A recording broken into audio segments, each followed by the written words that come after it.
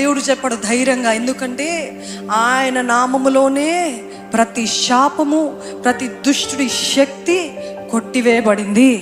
అందుకనే ధైర్యంగా చెప్పాడు, నేనే మార్గము, నేనే సత్యము, నేనే జీవము, నేను తప్ప ఇంకా ఎవ్వరు కూడా తండ్రి దగ్గరికి నా ద్వారా తప్ప చేరలేరంట.